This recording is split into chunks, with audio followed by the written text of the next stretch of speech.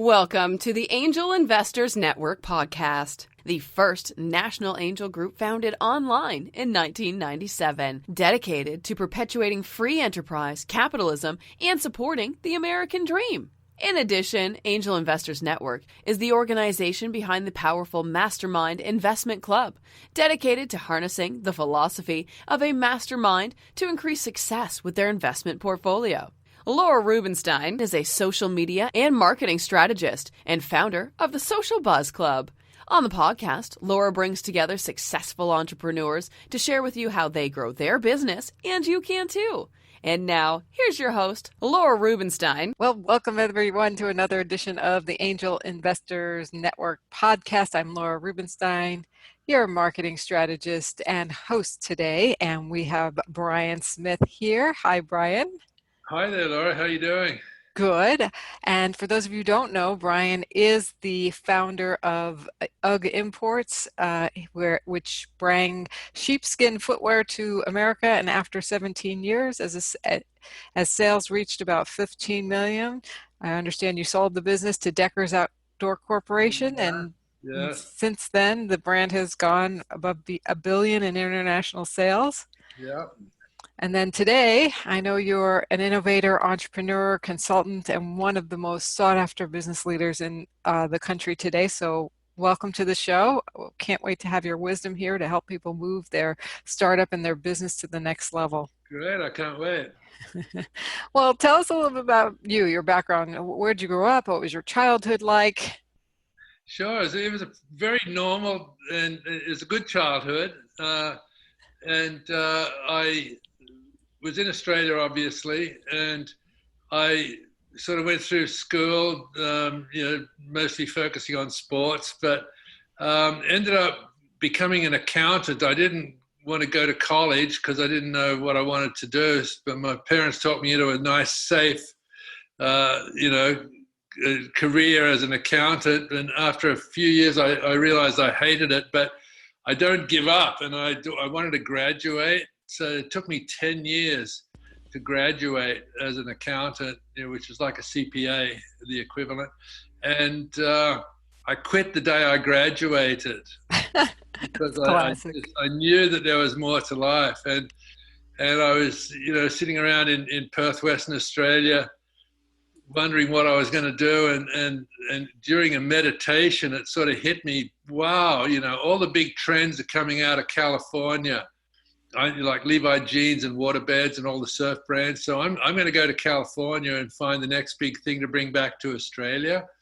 And it took only two weeks, I think. And I arrived in Los Angeles with my surfboard and my suitcase and went straight up and started surfing Malibu and looking for the next big thing. And it took 2 or 3 months of just drifting and making tons of friends up there at the beach and not finding the next big thing until it got to be about October and the water was getting cold and the weather was starting to cool off. And so I brought a pair of sheepskin boots from Australia because, everyone in Australia owns some sort of sheepskin footwear.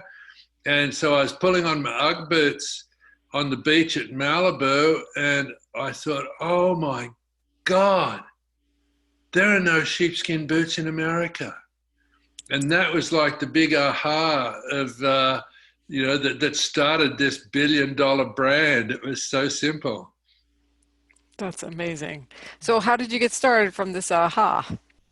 Well, I thought I was going to be an instant millionaire. And the buddy I was surfing with, we decided to go into business together. And he was going to be the salesman and I was going to be the accountant, because I was terrified of sales. And so he went out, we got back to my house and we did some research and called up a manufacturer in Western Australia and we ordered 6 pairs of samples. And a few weeks later they arrived and Doug went out on the road to every single shoe store and came back with 0 orders. And he said, Brian, they said I'm crazy trying to sell sheepskin in California. But I knew that wasn't the reason because Australia's climate's just like California. And, when you're an entrepreneur, you have to pivot. when you hit a wall, you know, and it's like, okay, what the hell? You know, and it struck me, all of my friends at Malibu thought they were the best idea in the world. And it struck me that, oh God, they all surf. They've all been to Australia and bought 4 or 5 pairs back for their buddies. So within the surf community, it was a pretty well-known product. So Doug and I then went out onto the road and hit all the surf shops. And everyone we walked into was, oh, fantastic. You know, you're going to make a fortune. They're the greatest things, you know. And so we realized we were going to be instant millionaires because of the enthusiasm of the surf shops. And so we raised 20 grand, which was like about 70,000 in today's money. And we bought 500 pairs in, and they arrived in the beginning of December. And so we set them all up in the 3rd bedroom of my house. And Doug and I went back on the road, and I can remember walking back into the same surf shop that, you know, told me I was going to be a, you know, millionaire. And I said, okay, how many do you want? And he says, oh, Brian, you know, well done. But we couldn't sell them in our store. We just sell surfboards and trunks and sandals, and they're way too expensive for us, but you're going to do great in the shoe stores. And that happened over and over again, you know, for the whole week that, you know, Doug was on the road and I was on the road. And we got back to my little house in Santa Monica and added up the first year's sales of Uggs, and it was 28 pairs. It just happened to be $1,000 exactly. And so that was the beginning of UGG, you know, $1,000 in sales for the first year. So it sounds like you needed to do another pivot. Yeah. But the beauty of you know, that sort of stark reality, you know, came back to help me later on, because I wrote a book called The Birth of a Brand. And the theme of the book is that you can't give birth to adults. And I had just been through and experienced a theme that every single entrepreneur will face. And that is you conceive the idea, and then the first action is giving birth. Like the birth of UGG was buying 6 pairs of samples. And then every business just lies there, and it lies there, and it lies there, and you've got to keep feeding it and, you know, changing diapers. And it seems to be doing nothing, you know. Every now and again you'll get a giggle, but eventually it'll go into toddling stage, and that's pretty cool because you're starting to sell some product and articles are being written about you, and that moves on into the youth, where you've got a really good ordering system and the production's good and the shipping and receiving and customer service is great. And, you know, youth can be, you know, 1 million to 20 million, you know, depending on the product. But if it's really, really good service or product, you're going to hit the teenage years, and then you can remember when you wanted to be in every party in town. Well, in business, you want to be in every trade show, and you want to be in every big mass retailer and every distribution center there is. And it's so fatal to grow too quickly. And I almost lost control of UGG a couple of times in that period, but eventually it matures and you put all the controls in. But unfortunately, too many entrepreneurs give up in that infancy, where they've started, they had a great idea, they've launched it, and it's just lying there. And the tendency is for many entrepreneurs to give up. But you really, if you believe in your product, you have to just wait it out through that period, because everyone faces it. So in that period, what do you see as other than giving up, is a common mistake? What's the difference between someone who makes a bunch of mistakes and those who catapult? Well, usually the consumers will direct that, because even if you make mistakes, which I made like every mistake there was to be made in Uggs, because I had no idea. I've never imported products and distributed or sell before. So I made all the mistakes, but I had a belief in the product, that it was a good product and eventually it would work. And luckily I had, you know, a couple of million Australians that already owned products. So I knew it was a good product. And so each entrepreneur must face their own reality. Like, is this a good service? Does this help people? Will it have a value that I perceive, that they perceive? And if the answer is yes, then you just got to just got to wait it out through that infancy. What are some of the key steps to do during that time period to make sure you get it through successfully? Get a second job. Have a steady source of income. Okay. Yeah. I mean, I had summer jobs for the first 4 years of the UGG business. And, there was a point where I wanted to get out of it because it was just so hard and it wasn't seem to catch on. But I remember coming home after work. I was working as a greenskeeper at a golf course. And it was like the first big stormy, rainy day after summer and in October. And I decided I was going to get out of the business. And then I got home and the answering machine had like 20, 30 messages from all these shoe retailers and surf shops who wanted to come down and pick up product because, it got cold. And that's when I realized, I've either got to get really serious and get an investor or just give it up. And so I chose to get an investor. Wonderful.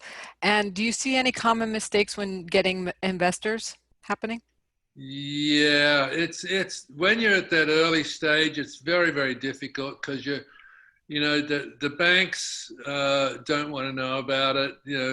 Angel investors, if they have some foresight and you can pitch your product in a way that they can see the growth, that's really good.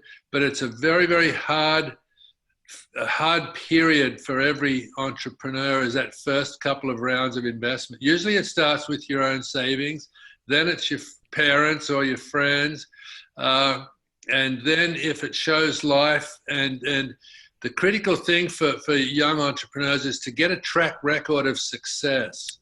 And even though with UGG I was selling product quite a bit, it wasn't really taking off like I thought.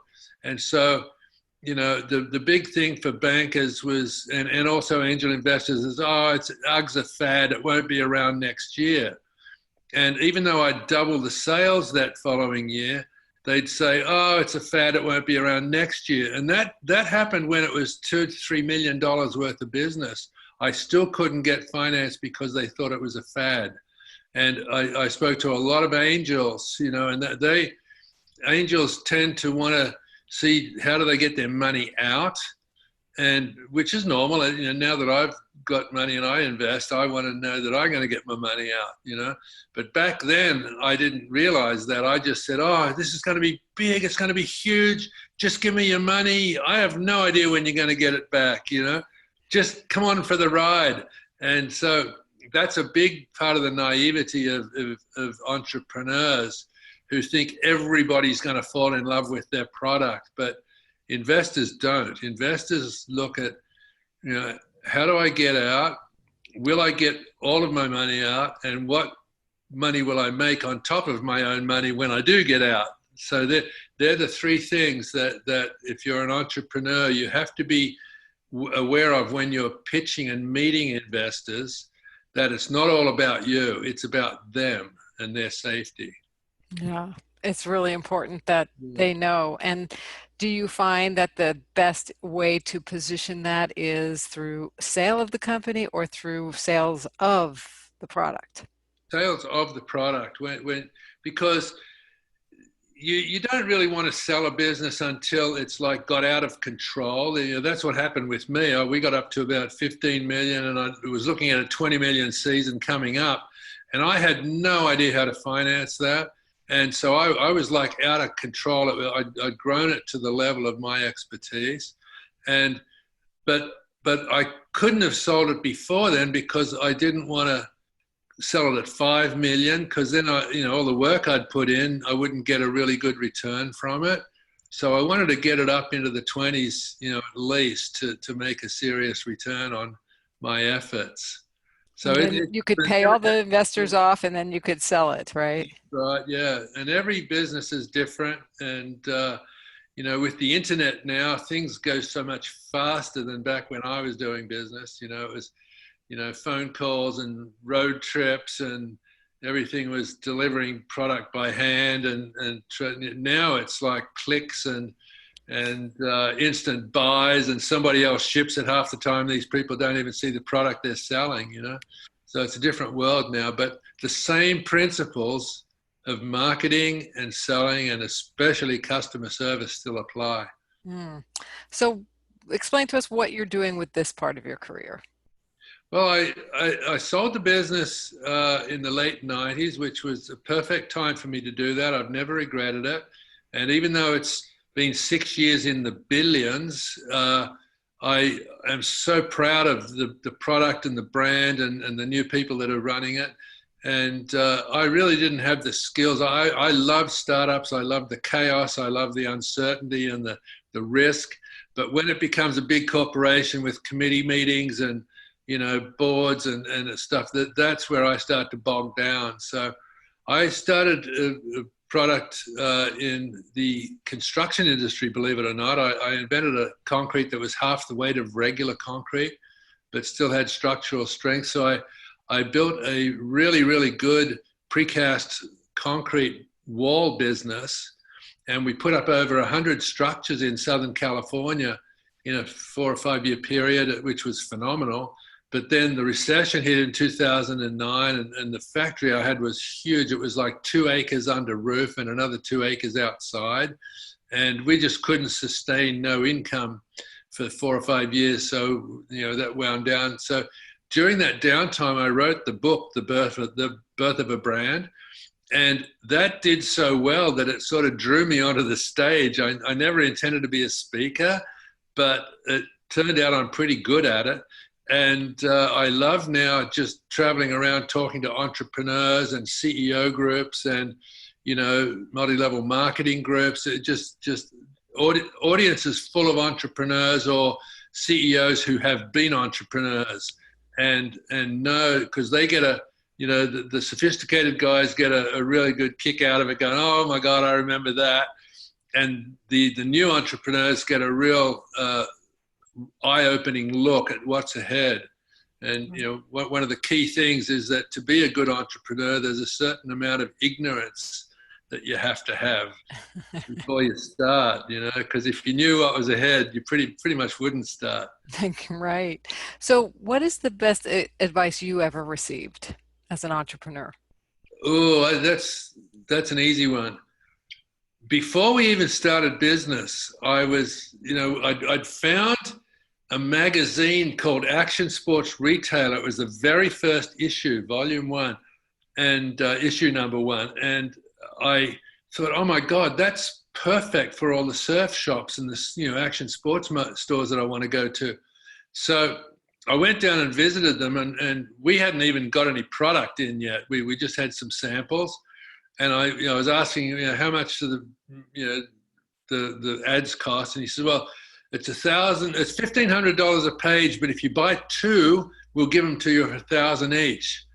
And I just looked at him. I said, you got to be kidding, man. I haven't even started business. We don't even have any inventory. And he said, Brian, it's not how big you are, it's how big you are perceived to be that counts, right? And would you believe I bought 2 ads? That's great. And I launched it before, you know, just right as the product was coming in. And that rule of marketing and advertising stayed with me for the rest of my, you know, it's still with me today. To be, you know, put the ads out like you're bigger than you are and to make your business look bigger. And it was very difficult back in the early 80s to do that. But now that the internet's here, you can have a website that if you're clever and pay a little bit of money for, you can look like the same website as $1 billion company, right? And so nobody knows out there that you're operating out of your garage, or, you know, you don't have any money, but if you can put across the image, and I'm not saying to do this fraudulently, but if you can back up, you know, whatever sales you get with product, you can play with the big boys and be as big as you want to look on social media. So that's probably the best advice I've ever had. And how about the advice you give? What is the most important advice you can give? Well, for new entrepreneurs, it's don't give up. If you believe in your product, don't give up. And, you know, I think one of the key things that I had to learn in building the UGG boot business was that nearly always your most disappointing disappointments will become your greatest blessings, right? I can't tell you how many times things just like failed or screwed up or didn't go the way I want, stopped dead, and I'd be devastated there for a while. But within a couple of days, you when you learn to pivot, like, okay, what I do today is now, God, that's God, why did that happen, right? Okay, now what's good about it, right? I ask myself, what's good about it? And I'm always amazed that within a day or 2 days or a week, depending on the problem, I'll figure out a way around it. And a month later, I'll look back and go, thank God that happened, because I wouldn't be doing this new thing if that hadn't have gone wrong. And so it's almost like a correction of growth, that things are never going to be steady. As long as things are sort of, getting out of control and you have to keep fixing them, that's where the growth of a business comes from. And so always think that your most disappointing disappointments will become your greatest blessings. If you can just believe that, you'll get through 90% of all the stuff that's going to happen. Do you have a little story or scenario where that happened that you could share? Yeah, well, there was a period where I lost control of the company by bringing in new investors. I was bringing in 3 guys, and we were all going to share at 25% each. And the documentation that said that, we drew up contracts and everything. But there was a proviso. I didn't get my 25% until I finished up a little trademark lawsuit, right? Which I knew I was going to win. So I didn't really care. But they didn't see it that way. So I was out there the first day after this new deal, and I went to Huntington Surf and Sport, and he said, hey, Brian, I heard you sold the company. I said, what? He said, yeah, I called in an order this morning, and they said, you don't own it anymore. And I said, you're kidding me. They said that? And I drove straight back to San Diego from Huntington Beach, and I pulled out the contract and I read it, and I thought, oh my God, I really technically don't have any stock until I finish that lawsuit. And I just went into this huge depression, because I thought I was bringing in 3 new partners and we all owned at 25% each. And anyway, after about 3 or 4 days, I kicked this depression, and I figured out, okay, well, part of the deal was I was going to be the sales rep for Southern California. So I just went back out on the road and started selling. And even told the guys, look, I may never own the company. I'm going to make sure I get as many people into UGG boots as I can. And I got back a month later, and they gave me an envelope, and it was a check for $5,000. And he said, that's your commissions for the month. And that was the first money I'd ever taken out of the company. And the next month I got back, and there's a check for $10,000, and the next month another check for $10,000. And I started realizing, instead of doing all the work of in the warehouse and shipping and receiving, accounting, I was doing none of that. I was just out on the road being a sales rep, having fun with all the, the surf shop owners, and playing golf with them in the summer and surfing, and I'm making all this money. And that happened for the next 3 or 4 years, where I made, 100, 120,000 a month, a year, just in commissions by having fun.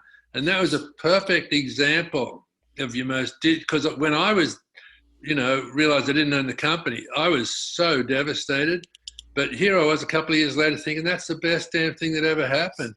And by a pure fluke later on, I got the company back 100%. And it wasn't a fluke. It was because of my hard work and positioning. I got the company 100%.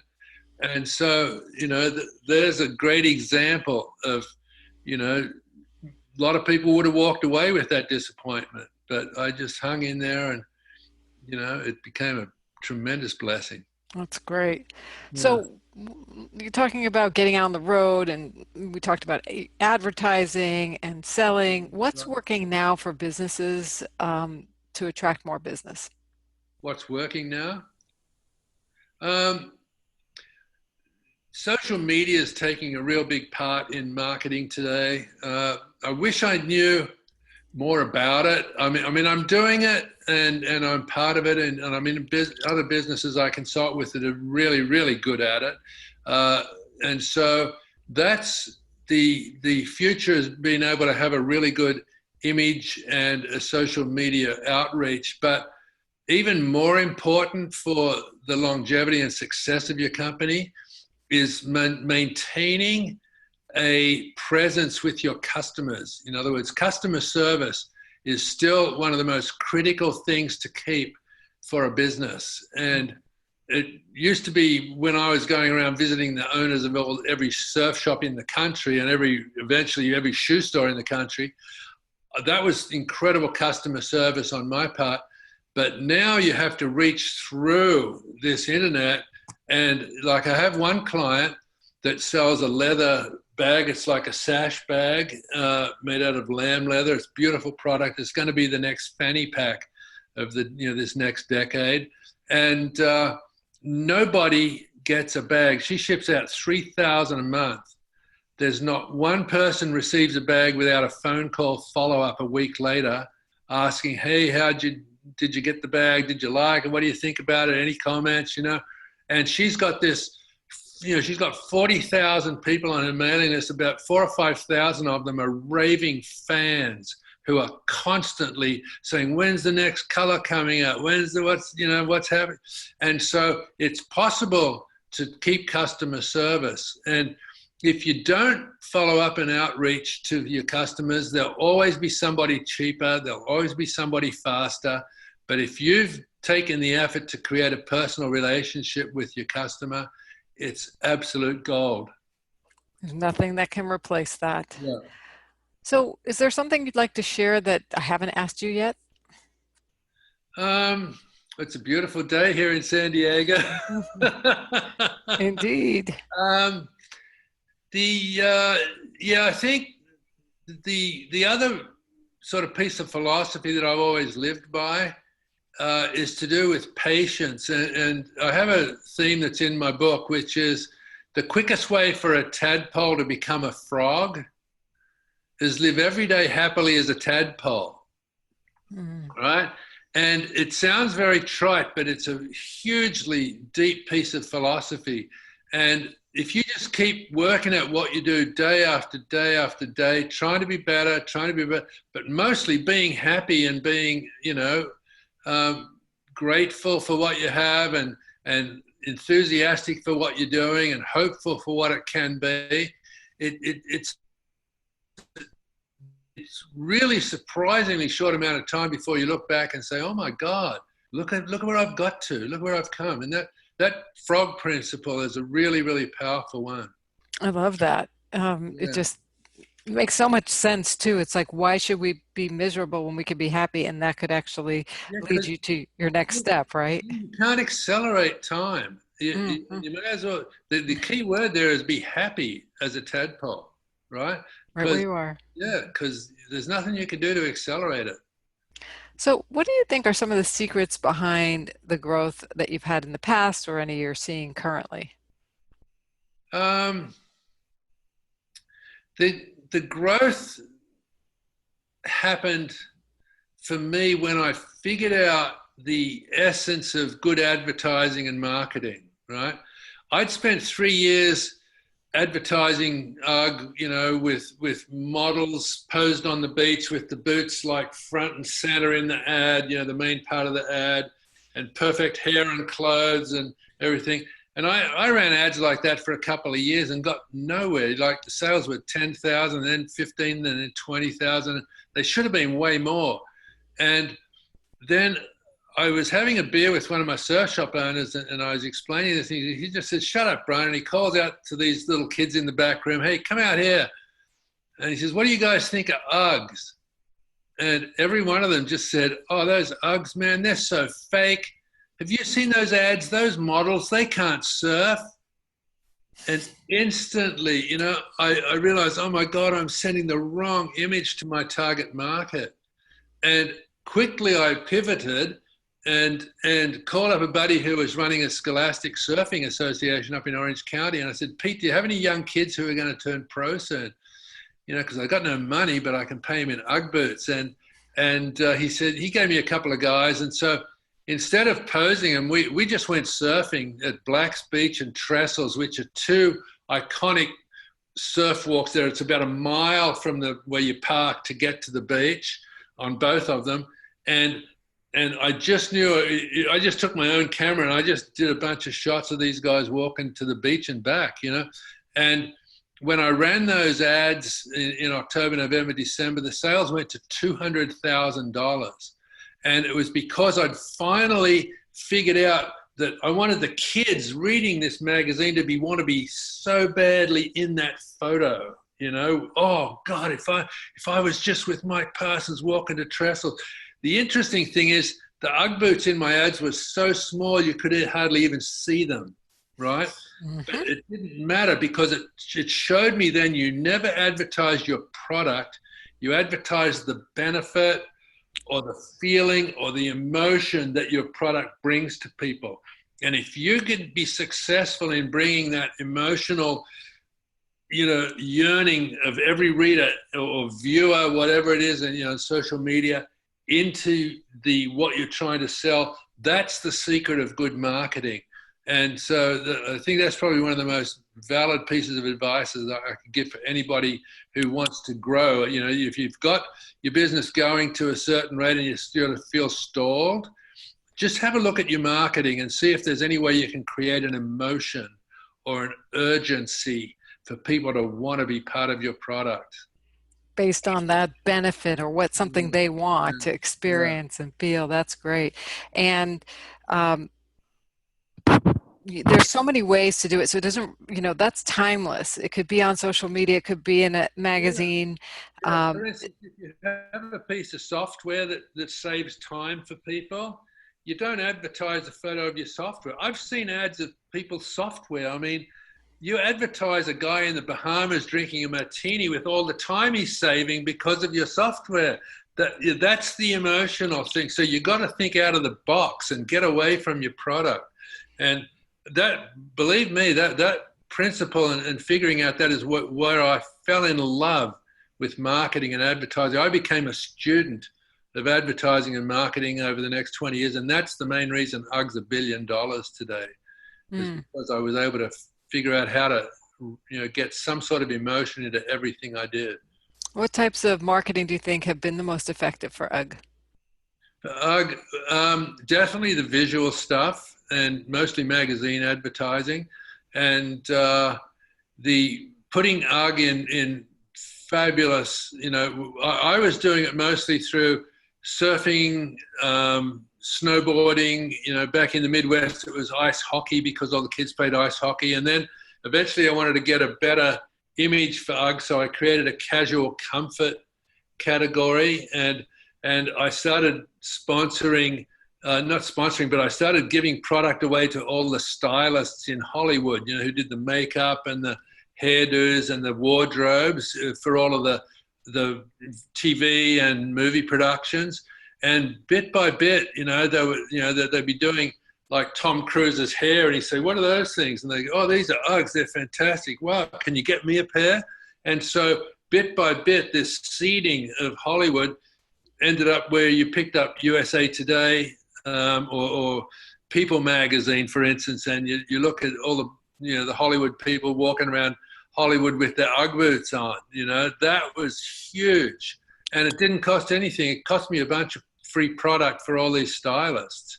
And so that to me was probably one of the most influential things that took UGG outside of my little, niches and put them into a really good casual comfort climate. Brilliant. How do you think you get your message to stand out in a crowded marketplace? Wow. How is Sash doing it? Sash is doing it the same way I did it. They put photos out of people traveling the world with their Sash bags. They've got all the fans are sending in photos of them all over the world in these, ridiculous situations where a woman's got one baby on the front and holding another baby, but the Sash bag's completely independent because it's part of her apparel. And so there's all the moms see it. all the travel people see it and they go, oh God, I wish I was in, the Bahamas. God, if I had a hat, if I had a sash bag, I'd be in the Bahamas, So she's doing everything that I used to do and creating a God, I wish I was in that photo type thing. And she does that on Facebook, like those 3,000 bags a month that she sells, 100% on Facebook.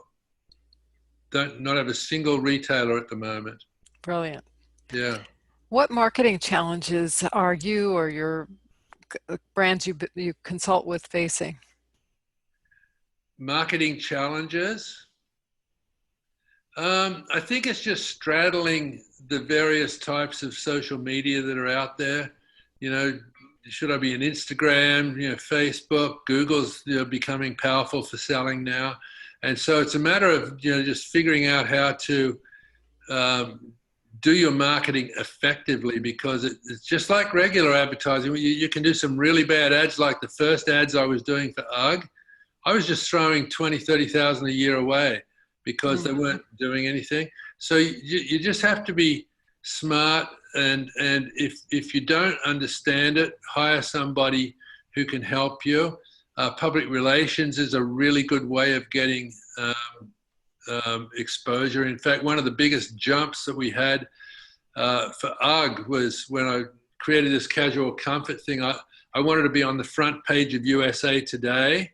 And so I had to get a PR agency out of Boston to help put this huge package together. And we did a tour, and we ended up getting, but it was a sort of a fluke how we got to the front page of the lifestyle section in USA Today with Pamela Anderson wearing a pair of UGG boots on the beach in a red swimsuit. I tried to hide that photo from the marketing girl there at USA Today, the fashion editor. But she zeroed in on that and ran it, and that took this thing nationwide. We had people calling in from all over the country saying, hey, where's a retailer in my area? And we had retailers calling in saying, everyone's calling me for that product. How do I get it? And so that was a huge exposure gathering thing, but it was totally targeted at public relations. So, but it's also expensive to get good public relations. It's cheap to get bad public relations, which you don't want to do, but it sort of takes a bit of money to get good PR. But if you can do that, that is really one of the most effective ways of getting an image out there. Well, you've had quite the journey, and I really appreciate you sharing it with us and all of your wisdom, your tips, your experiences, your stories. It's invaluable to our listeners today. So thanks for being here. My pleasure. And if I could just say that the whole roadmap for entrepreneurs is in my book called The Birth of a Brand. And so it's a very fast, easy read, and it takes it from conception right through to the sale of the company. And it's a really good roadmap for entrepreneurs. Wonderful. So check out the book, and we'll be back for another episode of Angel Investors Network podcast. Bye for now. Thanks, Laura. See you later. This show has been produced by Market Domination, LLC. To discover how you can have your own show completely done for you and turn it into a real published book and become the authority in your marketplace, go to www.marketdominationllc.com/podcast offer.